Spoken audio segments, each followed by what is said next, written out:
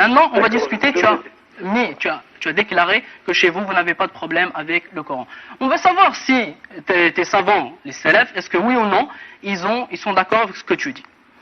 Al-Basmala, Bismillahirrahmanirrahim. Toi qui veux faire le grand récitateur du Coran. بسنده عن أبو هريرة في الكنز العمال وابن حجر il a dit que ce hadith صحيح. Rasulullah sallallahu alayhi wa sallam, il a dit que Al-Basmala qui est une ayah, fait partie du Coran. Fait partie de Al-Fatiha. Surat Al-Fatiha, elle fait partie. On commence par Bismillahirrahmanirrahim. Monsieur cher frère, pouvez-vous expliquer la Basmala concrètement, qu'est-ce que c'est? Pour les gens qui ne sont pas... Al-Basmala, yani Bismillahirrahmanirrahim, au nom de Dieu, le tout miséricordieux, le très miséricordieux, ce par quoi on commence Al-Fatiha. Ça c'est une première chose. Il faut savoir que, je suppose, et je ne sais pas, c'est juste une supposition, que tu es maliki, il faut savoir que l'imam Abu Hanifa et l'imam Malik ibn Anas, ils considéraient qu'Al-Basmala ne faisait pas partie d'Al-Fatiha. Ou Al-Shafi'i, il disait qu'elle faisait partie d'Al-Fatiha.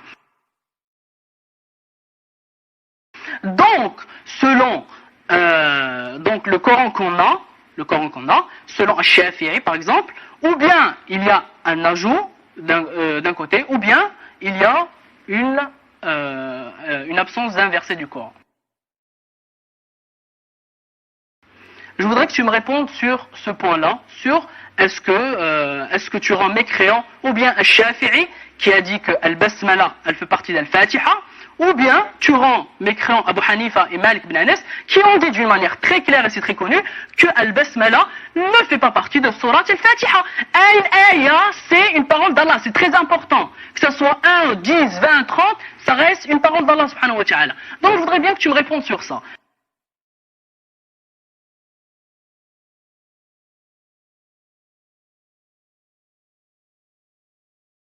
Tu dis que c'est juste une simple divergence, etc.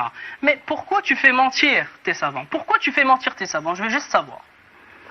Dans Tafsir al-Kashaf, je suppose que tu sais qu'il a écrit. Oui. Il est dit que les juristes de Médine et Bassoura et Sham croyaient que Bismillahirrahmanirrahim, note bien, ne faisait pas partie de la sourate al-Fatiha ni du Coran.